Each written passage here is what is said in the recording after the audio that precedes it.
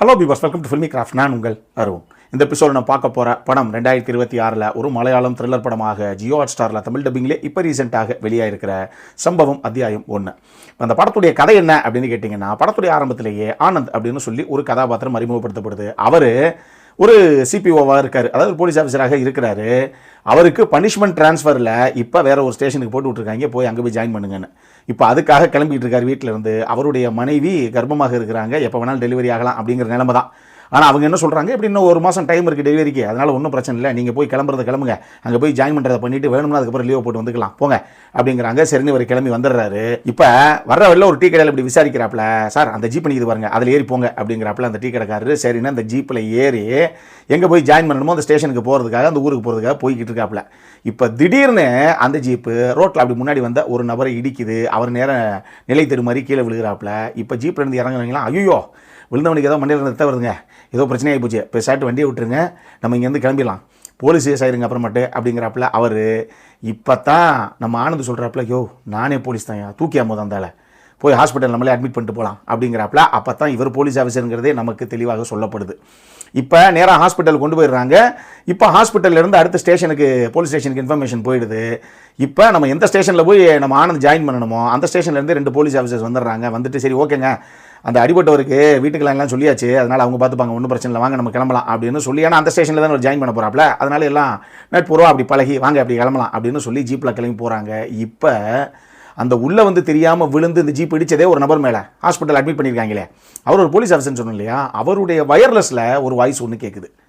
இவங்க ஏங்க அந்த நடுவில் வந்து ஜீப் முன்னாடி விழுந்தாரு, அவருடைய வயர்லெஸ் தானே இது, என்னது யாரோ கூப்பிட்றாங்க அப்படின்னு கேட்டால் அதில் ஒரு வாய்ஸ் வருது, சார் என் பேர் ஸ்டீஃபனு, நான் காட்டுக்கு நடுவில் மாட்டிக்கிட்டு இருக்கேன், நாங்கள் ஒரு 4 பேர் வந்தோம் ஒரு விஷயமா, ஆனால் கடைசியில் வந்த 3 பேர் எங்கே போனாங்கன்னே தெரியல, நான் மட்டும் தனியாக மாட்டிக்கிட்டே அந்த காட்டை விட்டு என்னால் வெளியே போகவும் எனக்கு தெரியல, வெளியே போகவே முடியலை, எனக்கு காலில் வேறு ஹெவியாக அடிபட்டுருக்கு, அதனால் என்னால் இங்கேருந்து ஒரு இன்ச்சு கூட நகர முடியல சார், நீங்கள் பக்கத்தில் தான் இருக்கீங்க, நீங்கள் மனசு வச்சா கொஞ்சம் என்னை வந்து காப்பாற்றலாம், தயவு செஞ்சு காப்பாற்றுங்க சார் அப்படிங்கிறாப்புல. அவர் இப்போ இதில் யாருக்குமே, ஏங்க இந்த காட்டை பற்றி என்ன தெரியும் உங்களுக்கு, மதிகட்டான் காடு கேள்விப்பட்டிருக்கீங்களா, அப்படி ஒரு காடு, அதனால் உள்ளெல்லாம் போனேன்னா அவ்வளோதான், உள்ளே போனதோடு நான் கதை முடிஞ்சு போயிடும், பானையை பார்த்து எல்லாம் அந்த என்ன சொன்னானே, உள்ளே போனதில் 3 பேர் எங்கே போனாங்கன்னே தெரியல அப்படின்னாப்புல. பார்த்துக்கோங்க, அப்படி ஒரு காடு இது, அதனால் தயவு செஞ்சு பார்த்துக்கோங்க, இந்த ரிஸ்கெல்லாம் எடுத்து உள்ளே போக வேணாம் அப்படின்னு எல்லாரும் சொல்ல போக, ஆனந்த் மட்டும் எங்க 1000 இருந்தாலும் நம்ம டிபார்ட்மெண்ட்காரரு, அவருக்கு வேறு குழந்தை பறக்க போகுது அப்படின்னு சொல்கிறாரு, கத்தி கதறாப்புல, போய் எப்படியாவது காப்பாற்றி கூப்பிட்டு வருவாங்க அப்படின்னு எல்லாத்தையும் கன்வின்ஸ் பண்ணி அந்த காட்டுக்குள்ளே கூப்பிட்டு போகிறாப்புல.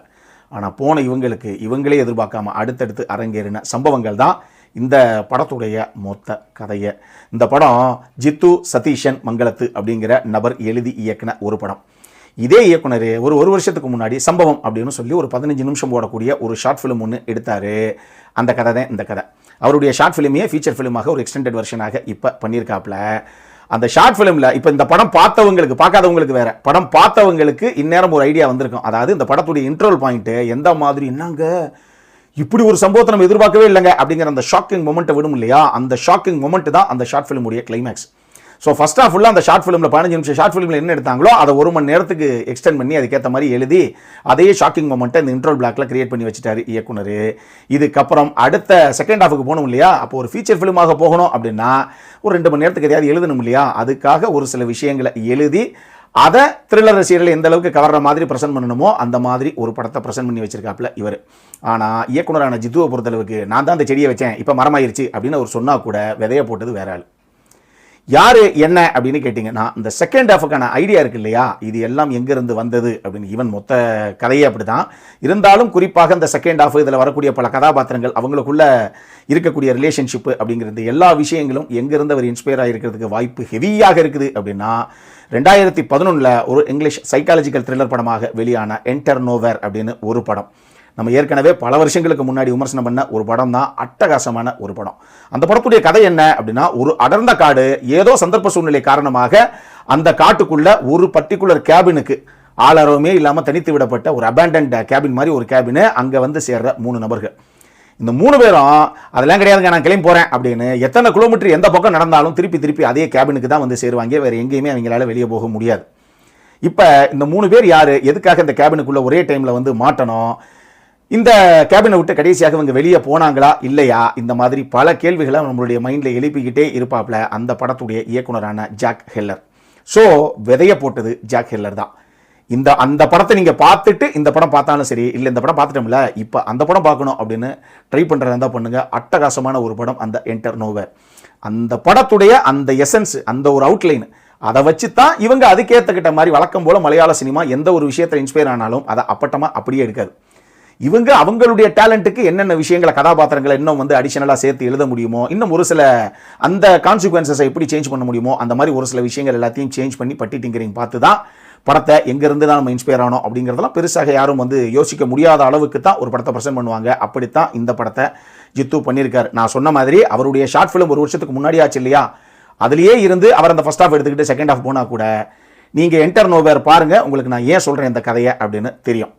ஸோ அதில் இருக்க பல விஷயங்கள் இதில் இருக்குது. அதில் இன்னும் கூடுதலாக ஒரு சுவாரஸ்யம் என்ன அப்படின்னா, உதாரணத்துக்கு சிம்பிளாக புரியுற மாதிரி நம்ம ஆளுகளுக்கு சொல்லணும் அப்படின்னா, ஒரு காட்டுக்குள்ளே 3 பேர் மாட்டிக்கிட்டோம், ஆனால் அந்த காடு எங்கெங்கே இருக்குது அப்படின்னு கேட்டால் இந்த கதையில் கூட இப்படி ஒரு மேட்ரு கிடையாது. அதில் ஒரு விஷயம் ஒன்று சொல்லியிருப்பாங்க. இந்த காடு எங்கெங்கே இருக்குன்னா, சென்னையில் இருக்க ஒரு நபர், மதுரையில் இருக்க ஒரு நபர், கன்னியாகுமரியில் இருக்க ஒரு நபர், 3 பேருமே என் வீட்டிலேருந்து பின்னாடி காட்டு பகுதியாக இருந்துச்சுன்னு வந்தேங்க, பார்த்தா அந்த கேபின் வந்துருச்சு அப்படிம்பாங்க. அது எப்படிடா டேய், சென்னையில், மதுரையில், கன்னியாகுமரியில் எப்படா ஒரே காடு இருக்கும், அது எப்படி வீட்டுக்கு பின்னாடி கொல்லப்புறத்தில் போனீங்கன்னா அந்த காட்டுக்குள்ளே வந்து கேபினுக்கு வருவீங்க அப்படின்னு ஒரு விஷயம் இருக்கு இல்லையா. அப்படி ஒரு ட்விஸ்ட்டை கொடுத்துருப்பாங்க அந்த படத்தில். அட்டகாசமான ஒரு படம் அது. ஸோ அதிலிருந்து இன்ஸ்பயர் ஆகி வந்ததுனாலேயே இந்த கதைக்கும் நிச்சயமாக அதுக்கான ஸ்கோப் இருக்குது. அதை முடிஞ்ச அளவுக்கு ப்ராப்பராக யூட்டிலைஸ் பண்ணியிருக்காங்க இந்த டீம் அப்படின்னு தான் நான் சொல்லுவேன். நவீனுடைய சினிமோட்டோகிராஃபி கிட்டத்தட்ட 2 மணி நேரத்துக்கு மேலே ஒரு காட்டுக்குள்ளேயே நம்ம பிரயாணிச்சுட்டு வந்த அந்த ஒரு ஃபீலை நமக்கு கொடுக்குது. நிச்சயமாக ஒரு சில இடங்களில் அந்த ஹாண்டிங்கான அந்த ஃபீல் நமக்கு கிடைக்கத்தான் செய்யுது. அந்த அளவுக்கு செம ராவாக பண்ணியிருக்காங்க சினிமோட்டோகிராஃபி அப்படிங்கிற ஆஸ்பெக்டில். அதே மாதிரி சவுண்ட் டிசைனிங் டிபார்ட்மெண்ட்டுமே ஒரு காட்டுக்குள்ளே மாட்டிக்கிட்டால் என்னென்ன மாதிரி விஷயங்கள் இருக்கும், அந்த காட்டுக்குள்ளே ஏற்கனவே ஒரு அமானுஷ்ய சம்பவம் வேறு ஓடிக்கிட்டு இருக்குது, அமானுஷ்ய விஷயங்கள் இருக்குது அப்படின்னு வேற சொல்லிக்கிட்டு இருக்காங்க. ஸோ அதுக்கான விஷயங்களாகட்டும், மற்றபடி சவுண்ட் டிசைனிங்கில் எல்லாத்தையுமே ரொம்ப ப்ராப்பராக பக்காவாக உட்கார வச்சிருக்காங்க அப்படின்னு தான் சொல்லணும். ஸோ சவுண்ட் டிசைனிங் டிபார்ட்மெண்ட்டுமே டெஃபினட்டாக ஒரு கிரெடிட் கொடுக்கலாம், நல்லா பண்ணியிருக்காங்க. படத்தை பொறுத்தளவுக்கு அஷ்கர் அலி ஆகட்டும், வினித் ஆகட்டும், அசீம் ஜமால் ஆகட்டும், நம்ம சித்தார்த் பரதன் ஆகட்டும்னு சொல்லி குறிப்பிட்ட ஒரு சில ஆர்டிஸ்ட் அவங்கவுங்க என்ன கொடுக்கப்பட்டதோ அதை பண்ணியிருக்காங்க. சப்போர்ட்டிங் காஸ்ட்லேயும் உள்ளே இருக்காங்கன்னு வச்சுக்கோங்க, இன்னும் ஒரு 5-6 பேர் இருக்காங்க. எல்லாருமே அவங்கவுங்க எடுத்துக்கிட்ட கதாபாத்திரத்துக்கு என்ன தேவையோ அதை நேர்த்தியாகவே கொண்டு வந்திருக்காங்க இன் டேர்ம்ஸ் ஆஃப் பர்ஃபார்மன்ஸு. இந்த படத்தை பொறுத்தளவுக்கு ஒரே ஒரு விஷயந்தான் எனக்கு பட்டுச்சு.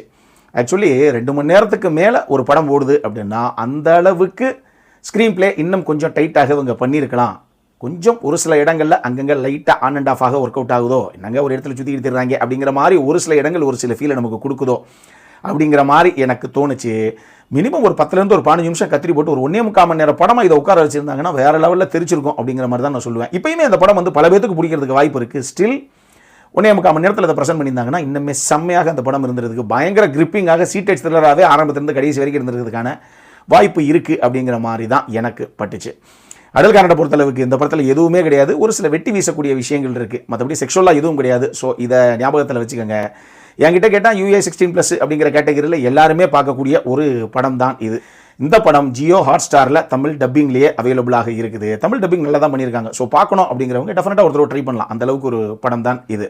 அப்புறம் என்ன, இதே மாதிரி இன்னொரு வீடியோவோட அடுத்த முறை உங்களை சந்திக்கிற வரைக்கும் இட்ஸ் அருண் சைனிங் ஆஃப்.